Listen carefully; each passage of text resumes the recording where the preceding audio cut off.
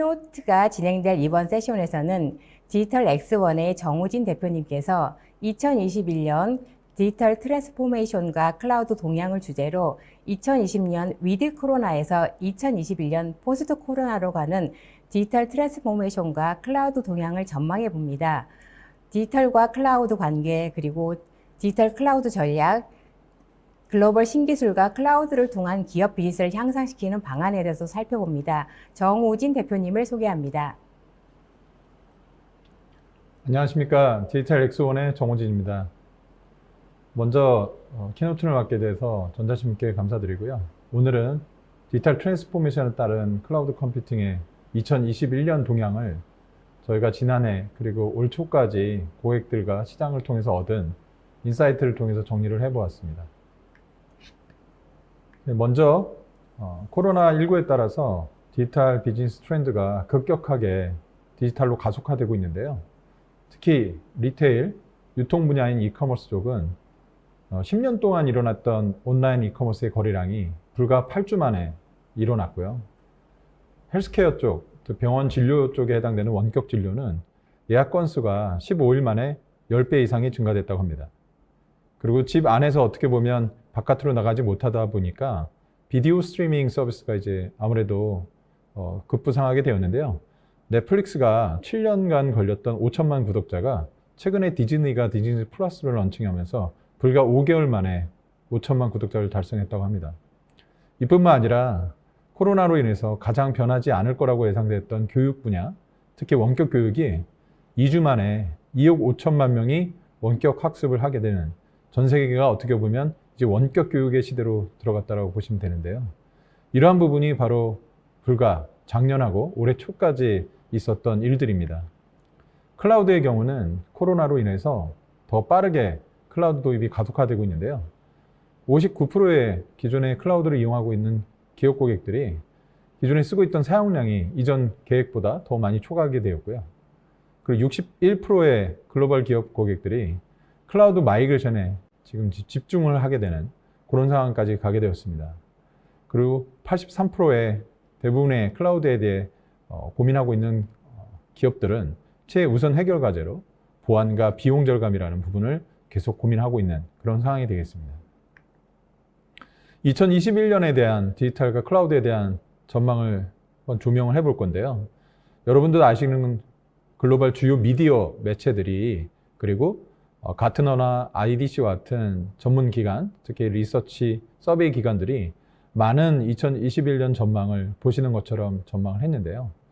근데 저희가 얘기 드리고 싶은 것은 이러한 전망들을 하나하나 살펴보고 우리가 어떻게 보면 이런 부분을 활용하는 것도 중요하겠지만, 이 부분이 결국 우리의 혁신과 그리고 기업 경영에 어떤 영향을 미치는지를 좀 봐야 될 것 같습니다. 올해 초에 대부분의 기업의 CEO님들이 신년사를 발표를 했죠.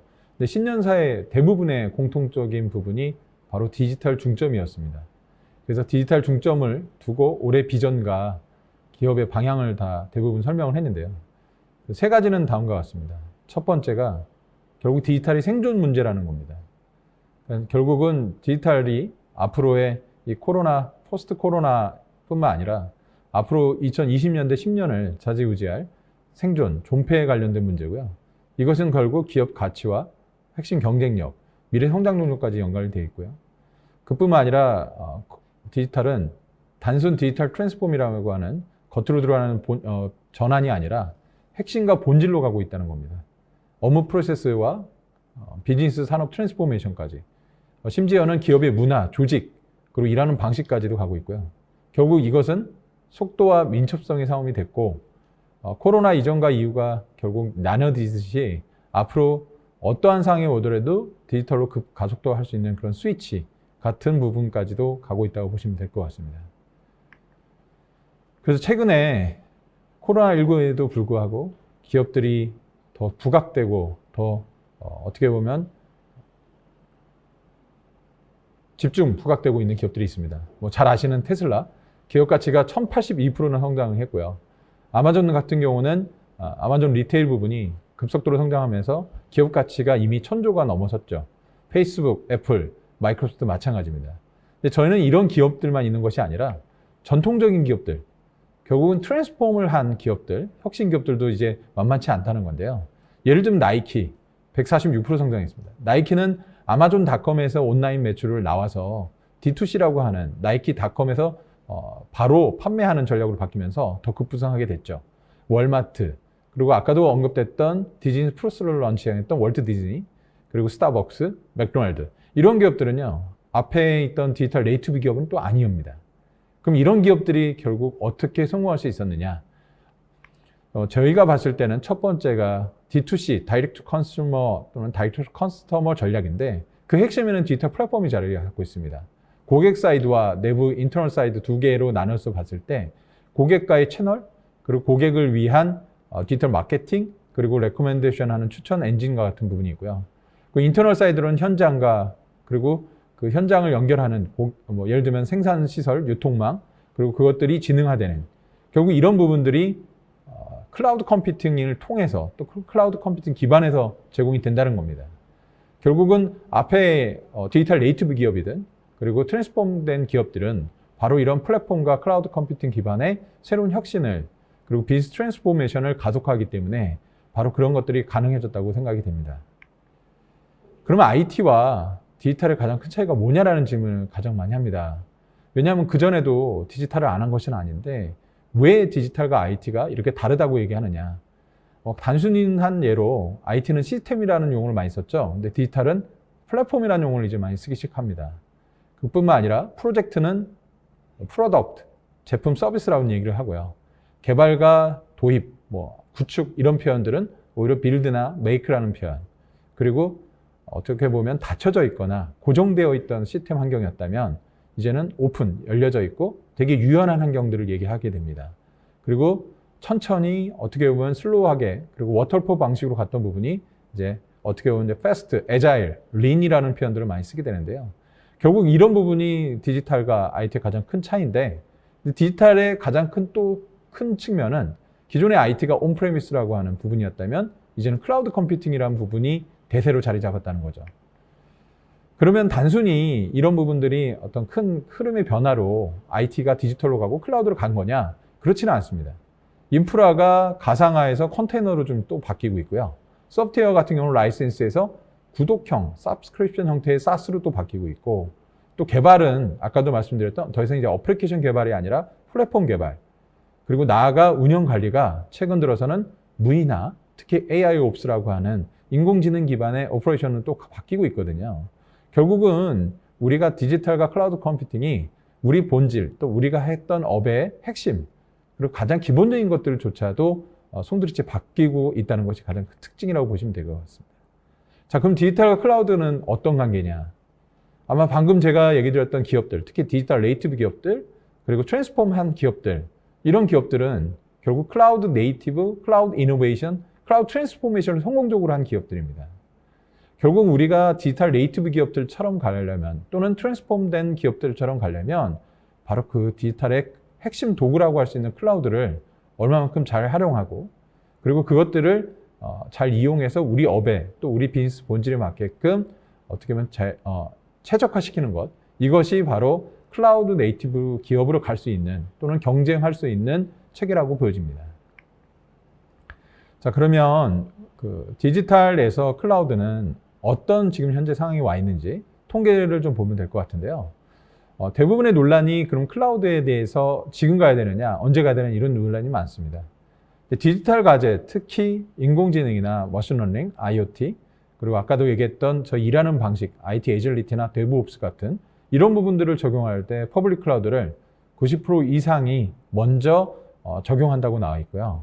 그리고 당분간 2025년까지는 온프레미스 환경과 퍼블릭 클라우드 환경, 프라이빗 클라우드 환경이 혼용될 거라고, 그래서 결국은 멀티 클라우드와 하이브리드 환경으로 갈 수밖에 없다고 얘기합니다. 그렇지만 2025년에는 바로 퍼블릭 클라우드가 60% 이상을 차지할 거라고 얘기하는데, 문제는 이 데이터가 바로 코로나 이전의 데이터였습니다. 코로나가 되면서 이 부분이 더 빨라지게 된 거죠. 그래서 어떻게 보면 하룻밤 사이에, 또는 우리가 가려고 했던 그 속도의 2배 이상의 속도로 더 빠르게 클라우드 환경으로 진입하고 있다고 보시면 될 것 같습니다. 자, 그러면 이런 트랜스폼 기업과 국내 기업들이 디지털 클라우드 전략의 핵심을 어떻게 보고 있느냐? 세 가지로 볼 수 있습니다. 첫 번째는 디지털을 먼저 클라우드 최우선 전략으로 한다. 그러니까 디지털 도입과 디지털 트랜스포메이션에서 클라우드 퍼스트 전략이 지금 현재 진행이 되고 있고요. 두 번째로는 처음에는 대규모 전환, 이관을 목표로 했었습니다. 그러나 지금은 클라우드 네이티브 환경으로의 트랜스포메이션, 어떻게 보면 클라우드에 최적화된 플랫폼으로의 어떤 전환, 이런 부분으로 이제 바뀌고 있고요. 마지막 세 번째는 멀티 하이브리드 클라우드인 거죠. 그러니까 어떻게 보면 이 트랜스포메이션이라는 게 단시간, 어떠한 시점에서 바로 일어날 수가 없기 때문에 이런 상황과 이런 환경들을 고려해서 어떻게 보면 돌다리도 두들겨 보면서 가겠다라는 전략이었습니다. 결국 이런 부분들이 코로나 이후에 더 가속화될 거라고 보여지고 있습니다. 그럼 멀티 클라우드와 하이브리드 클라우드에 대한 얘기는 잠깐 드릴 건데, 결국 멀티와 하이브리드 클라우드의 핵심은 제공하는 제공사의 입장과 고객의 입장과 서비스하는 회사들만의 입장이 틀릴 겁니다. 그러나 최근에 기업들은 자기 업의 환경과 자기 비즈니스 또는 플랫폼에 맞는 클라우드를 선정을 하게 되고요. 수많은 조직, 특히 사업부라든지 시스템 단위 또는 플랫폼 단위, 서비스 단위에 어떻게 보면 그 맞는 클라우드를 선택을 하겠다라는 부분입니다. 그리고 이전에 온프레미스 환경이나 프라이빗 클라우드하고도 유연하게 연결을 하고, 그리고 점차적으로는 통합, 그리고 이런 것들을 어떻게 하면 끊기지 않고 24시간 360일 글로벌하게 운영할 수 있는지 그런 체계를 고민하고 있다는 것이고요. 저희는 이 부분을 클라우드 동향에서 좀 더 깊게 들여다보도록 하겠습니다. 그래서 저희는 디지털 X1이 한 작년 1년 동안 준비했던 그리고 경험했던 부분을 정리를 해봤는데, 2021년에 클라우드 전망을 6가지로 좀 정리를 해봤습니다. 그 첫 번째가 방금 전에도 얘기했던 멀티 하이브리드 클라우드가 대세가 되고 주류가 되다 보니까 클라우드를 통합 관리하는, 즉 멀티 클라우드나 하이브리드를 관리하는 CMP라고 하는 클라우드 매니지먼트 플랫폼들이 활성화될 거로 보여지고 있고요. 두 번째로는 요즘 통신사들이 탈통신 얘기하고 있는데요. 클라우드에 대한 통신과의 결합, 그리고 엣지 클라우드라든지 MEC라고 하는, 그리고 위성통신 기반의, 그리고 하이브리드 때문에 발생할 수밖에 없는 통신선, 특히 전용선에 대한 클라우드 통신 해선에 대한 이슈들, 이런 부분들 때문에 통신사들의 클라우드 사업들이 본격화될 것으로 보여지고 있습니다. 그리고 세 번째로는 클라우드 네이티브라고 제가 얘기를 드렸는데요. 결국 아키텍처에 대변화가 일어나기 시작합니다. 서버리스라든지 마이크로 서비스 아키텍처라든지 매니지 서비스 같은 클라우드 네이티브로의 대전환이 시작된 거죠. 그리고 네 번째로는 제가 아까 가상화라는 얘기를 드렸었는데, 서버나 인프라에 대한 방식이 컨테이너 환경이라고 하는, 그래서 결국은 쿠버네티스에 대한 관심도가 이제 일반 기업들까지 가고 있는 상황이 되어버렸습니다. 다섯 번째로는 역시 그래도 디지털 하면 데이터죠. 결국 데이터 싸움인데 데이터 플랫폼에 대한 부분이 이제 활성화되는 부분이 있고요. 마지막으로는 클라우드 전환에 따라서 IT 서비스 시장, 특히 기존의 SI라고 하는 SM이라고 하는 기존 전통 시장들이 이제 점차적으로 트랜스폼되고 있고요. MSP라고 하는 클라우드 서비스 컴퍼니들의 등장이 예사롭지 않다고 보여집니다. 자, 그럼 하나씩 살펴보도록 하겠습니다. 첫 번째로는 클라우드 매니지먼트 플랫폼, 특히 멀티 하이브리드로 가기 때문에 등장할 수밖에 없는 이 CMP라고 하는 부분인데요. 가트너에서도 결국은 이 CMP라는 부분이 시장 전망이 되게 밝을 거라고 좀 예측을 하고 있는데, 쉽게 말하면 CMP는 뭐냐면 이 사용자들이 클라우드의 어떤 강점, 사상에 맞춰서 누구나 쉽고 바로 인터넷상에서 이용할 수 있잖아요. 이제 그러다 보니까 이 통제, 거버닝 또는 매니지먼트가 쉽지 않은 부분이 있어요. 그래서 결국은 자유롭게 쓰게 하되 클라우드를 썼던 만큼의 어떤 그런 이용 요금이라든지 자원에 대한 활용이라든지, 그리고 불필요했던 부분들은 최적화하는, 이런 것을 컨트롤하고 매니지먼트하는 기능이 필요했던 거죠.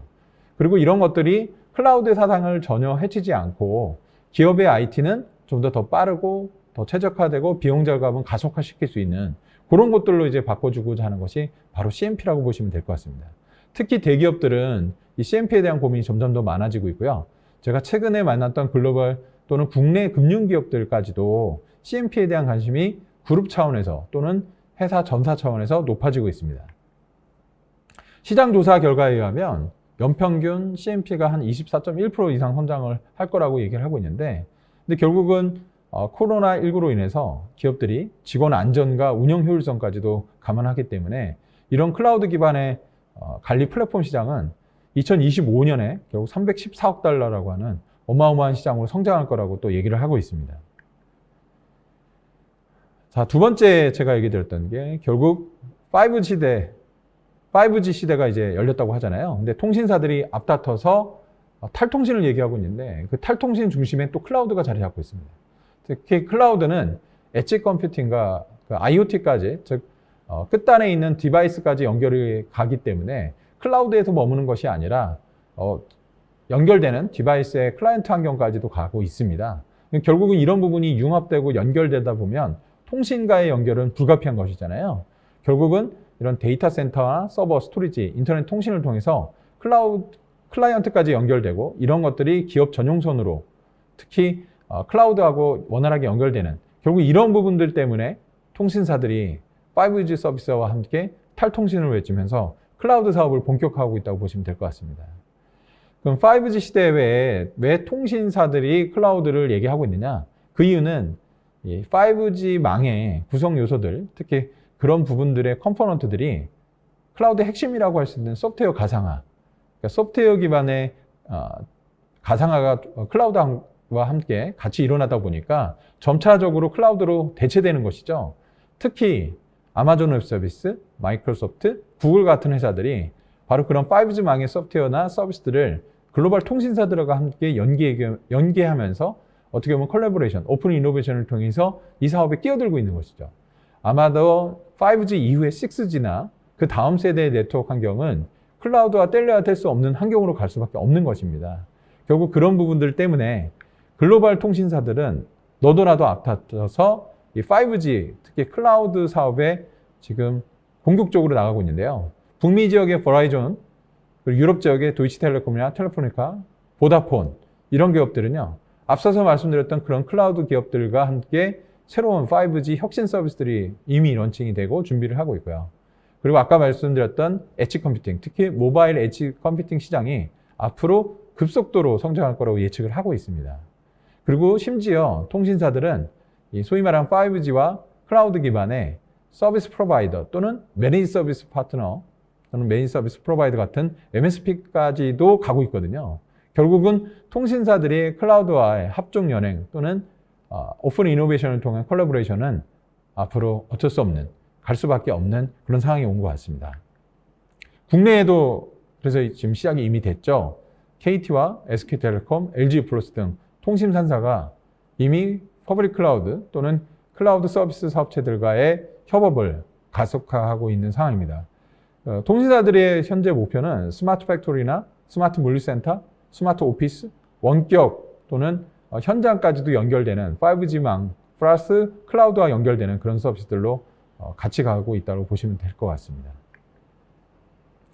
근데 통신사들이 보고 있는 부분이 단순 5G만 있지 않습니다. 최근 들어서 클라우드 회사들이 위성통신 서비스를 클라우드 기반으로 연계해서 이제 출시를 하고 있는데요. 예를 들면 AWS의 그라운드 스테이션입니다. AWS의 경우는 인공위성, 제어나 데이터 통신을 위한 완전 매니지 서비스, 관리 서비스로 우주 스타트업이나 우주 기업들, 우주 관련된 그런 혁신 기업들의 그런 비용 절감이나 혁신들을 도와주고 있거든요. 근데 결국 이런 부분들이 기존의 통신사들이 위성 통신을 대행해서 제공한다든지 연계해서 제공했던 부분들인데 결국은 우주에서 발생되는 어마어마한 데이터와 어마어마한 네트워크 트래픽을 클라우드를 통해서 제공하는 게 가장 핵심이라고 보시면 될 것 같아요. 마이크로소프트도 얼마 전에, 즉 작년 한 가을에 또 Edge Orbital이라고 하는 새로운 서비스를 또 얘기를 했는데 바로 이것이 AWS의 위성통신 서비스하고도 견줄 만한 서비스로 런칭이 되었죠. 결국 이런 부분이 마이크로소프트나 아마존 웹 서비스뿐만 아니라 클라우드 기업들로 점차 확대될 거로 보여지고요.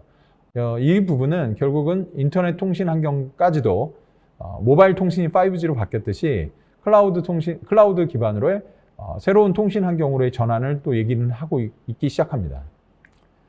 자, 그 다음에 세 번째로는 제가 아까 말씀드렸던 클라우드 네이티브에 대한 얘기입니다. 단순히 우리가 클라우드의 전환은 있는 시스템, 레가시라고 하는 있는 기존의 시스템을 클라우드로 그대로 이관하는 그래서 클라우드 전문 용어로는 리호스트 방식이라고 해서 리프트 앤 시프트라는 얘기를 많이 했거든요. 기존에 있는 시스템들을 그대로 클라우드로 옮겨서 클라우드의 이점을 노리자는 거였습니다. 근데 그러나 그것은 이제 클라우드로 단순히 옮겨간 거에 불과하고 결국 클라우드에 최적화된 클라우드에 맞는 서비스를 이용하는 것이 결국 클라우드의 본질이잖아요. 그래서 단기간 빠르게 움직이기보다는 클라우드에 맞게끔 시간이 걸리대로 바르게 가자. 그리고 그 큰 변화에 동참을 하고 그 변화에 따라서 관리를 하자. 그래서 결국은 이전에 어떻게 보면 대단히 마이그레이션은 전략적으로 취하는 부분이 있었다면 이제는 트랜스포메이션에 대한 본질까지도 완전히 바꿔버리는 그런 전략으로 가고 있는데요.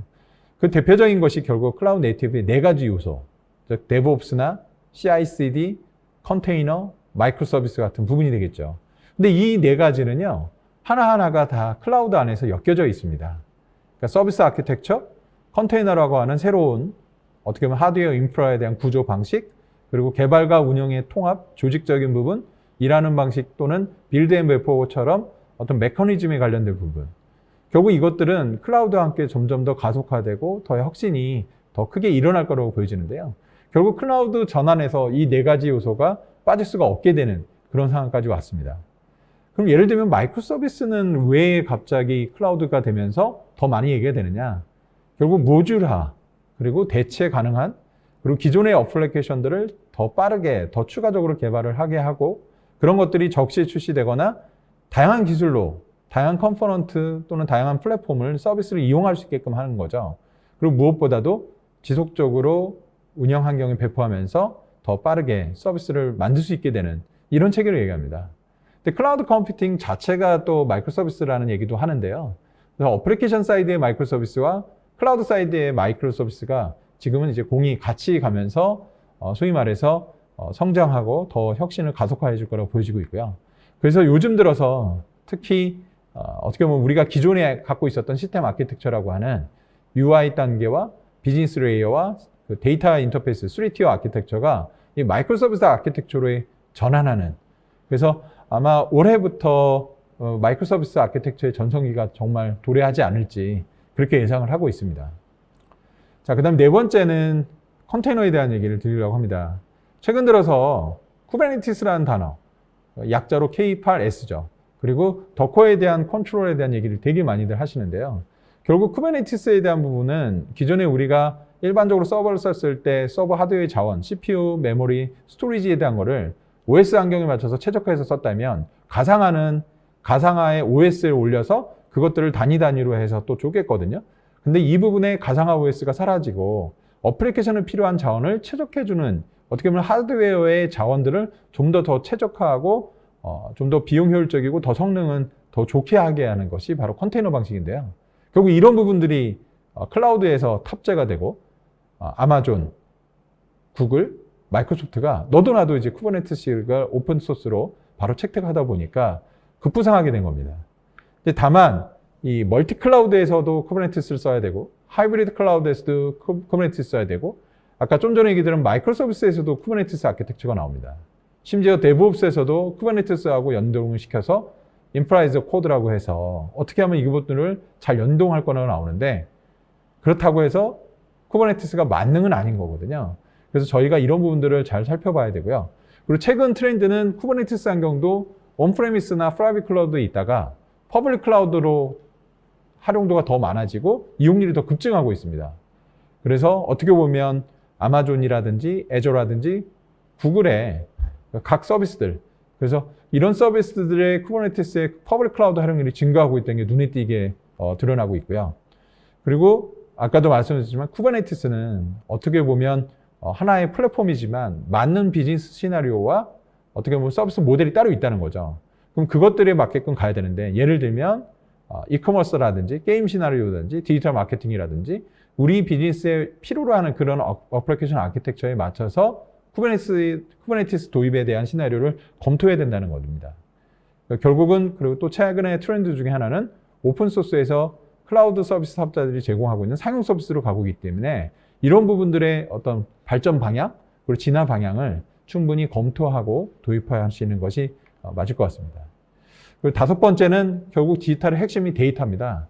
그래서 클라우드 회사들이 너도 나도 이제 데이터에 대한 얘기를 하고 있고요. 그래서 데이터 레이크 또는 데이터 댐, DAM이라는 용어들까지 나올 정도로 상당히 데이터 플랫폼에 대한 얘기들이 이제 화두가 되고 있고요. 그리고 최근에 금융권에서 마이데이터, 그리고 스마트 팩토리 같이 제조 쪽에서도 데이터에 대한 부분이 되게 중요해지고 있는데, 결국 데이터를 어떻게 하면 중앙 집중하고요. 스케일러빌리티, 즉 확장을 하고요. 그리고 민첩하게, 그리고 가장 중요한 거는 이걸 분산형에서 누구나도 이용하면서 분석할 수 있게끔 하는 거거든요. 기술적으로 보면 오른쪽으로 보시면 AI라든지 머신러닝이라든지, 그리고 기존에 온프레미스 갖고 있던 데이터도 통합을 또 해야 되고요.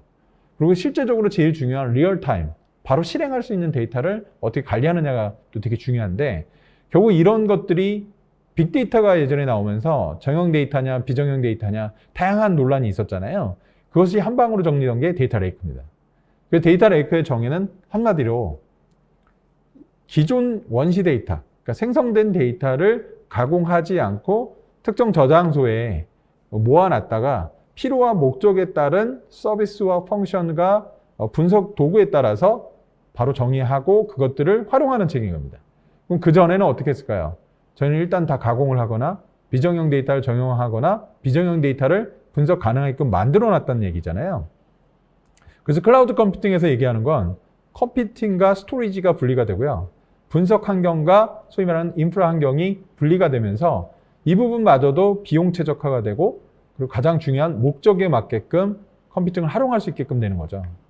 그래서 결국은 최근에 마이크로소프트 같은 경우도 이 델타 엔진이라고 해서 데이터 레이크에 대한 엔진, 플랫폼 이런 부분들을 되게 빠르게 나오고 있고요. 아마존 웹 서비스, 구글, 특히 GCP 경우도 빅쿼리라든지 데이터 플랫폼을 기반으로 엄청나게 빠르게 지금 시장을 가고 있는 상황이죠. 근데 제가 오늘 또 얘기 드리고 싶은 회사는 스노우플렉입니다. 작년에 IPO 하면서 IT 시장에서 가장 급부상한 회사거든요. 근데 이 스노우플레이크가 왜 갑자기 이렇게 됐느냐? 결국은 아까 멀티 클라우드 제가 얘기 드렸는데, 스노우플레이크의 사상은 아마존 웹 서비스, 애저, 구글을 다 지원하고요. 그리고 클라우드 네이티브 기반입니다. 이 데이터 플랫폼 자체가 플랫폼과 사스 기반이라는 얘기고요. 그리고 완전 관리되어지는, 쉽게 말하면 대부분 다 자동화 또는 구축되어 있어서 바로 이용할 수 있는 매니지 서비스 체계입니다. 결국 이런 부분들 때문에 시장에서 반응이 급부상하고 있고, 국내에서도 많은 기업들이 스노우플레이크를 지금 두들기고 있고, 전 세계 2,000여 개 기업 이상이 디지털의 데이터 플랫폼으로 또 스노우플레이크를 활용할 정도로 상당히 빠르게 가고 있다고 보시면 될 것 같습니다. 그러면 왜 데이터 플랫폼이 이렇게 가치를 인정받느냐? 그건 아까도 말씀드린 디지털 트랜스포메이션 플랫폼의 핵심이 바로 데이터 플랫폼이고요. 그 데이터 플랫폼이 인공지능과 머신러닝, 그리고 다양한 부분에 만나게 되는데, 아까도 처음에 얘기했던 고객 사이드의 D2C와 그리고 인터널 사이드, 스마트 팩토리가 되든 스마트 분류가 되든 내부의 업무 프로세스까지도 이 플랫폼이 하나의 통합 플랫폼으로 가고 있기 때문이죠. 결국 이런 부분들 때문에 데이터 플랫폼이 시장에서 빠르게 급부상하고 있다고 보시면 될 것 같습니다. 자, 그럼 마지막으로는요, 이 IT 서비스 시장에 대한 트랜스포메이션, 시장 전환에 대한 얘기입니다. 제가 최근에 만나고 제가 최근에 경험했던 IT 서비스 시장의 가장 큰 특징은 소위 말하는 개발자와 운영자들의 수급이 되게 어려워지고 있는데, 그런 사람들에 대한 수급도 온디맨드로 해야 되고, 즉 필요한 만큼만 우리가 써야 되고요. 필요한 만큼만 투입을 해야 된다는 거죠. 그리고 코로나 때문일 수도 있고요. 재택근무 때문일 수도 있겠지만 리모트, 즉 더 이상 고객 사이트에 상주를 하거나 상주하지 않고 일을 할 수 있는 체계, 그러니까 백엔드에서 쉐어드로 가는 거죠. 그리고 개발 운영은 통합이 되고요. 그리고 해외 옵쇼링, 특히 최근 들어서 다시 인도가 아닌 베트남의 옵쇼링이 또 급부상하고 있거든요. 그리고 마지막으로는 그 조직 자체가 스케일하게 탄력적으로 움직인다는 겁니다. 그러니까 결국 이런 IT 서비스 모델로 지금 가고 있는 게 가장 큰 특징이라고 보시면 될 것 같고, 국내 SI 기업들도 이쪽으로 지금 트랜스폼 하려고 너도나도 또 준비를 시작하고 있고요. 그러다 보니까 기존의 MSP라고 하는 클라우드 매니지 서비스 파트너에 대한 부분이 다시 재조명되고 있고, 넥스트 MSP, 즉 MSP 2.0이 얘기가 나오고 있습니다. 그 이유는요, IT 아웃소싱 시장이 더 이상 아웃소싱 형태로 혁신이 아니라 가치 향상과 비용 절감뿐만 아니라 클라우드로 전환하면서 RPA 같이 자동화된 도구나 인공지능의 도구가 들어가다 보니까 어쩔 수 없이 최적화할 수밖에 없는 거죠. 그리고 클라우드 전환이라는 숙제를 아웃소싱에서 같이 풀어야 되고 같이 해야 되는 지금 상황이 왔습니다. 그러다 보니까 맞춤화되고 결국 클라우드의 모든 그 백화점 같은 엔드투엔드 솔루션까지도 가져가기 때문에 IT 아웃소싱 트렌드에 따라서 결국 MSP 파트너들, MSP 시장도 2.0, 즉 넥스트로 갈 수밖에 없다는 거고요. 그래서 산업 솔루션이라든지 IP 기반의 프레임워크이라든지 클라우드 중심의 다양한 그런 서비스들이 좀 더 고도화되고 이런 서비스들을 고객의 맞춤형으로 제공되는 것이 요즘의 가장 큰 특징이라고 하시면 되겠습니다. 빠른 시간 내에 저희가 이제 클라우드에 대한 전망을 좀 살펴봤습니다. 여러분 보시는 것처럼 코로나로 인해서 어떻게 보면 더 빠르게 디지털로 전환이 됐고 클라우드로 가속화되고 있는데요. 아마 올해도 그 기조와 그 트렌드는 유지가 될 것 같습니다. 제 발표는 이상으로 마치겠습니다. 감사합니다.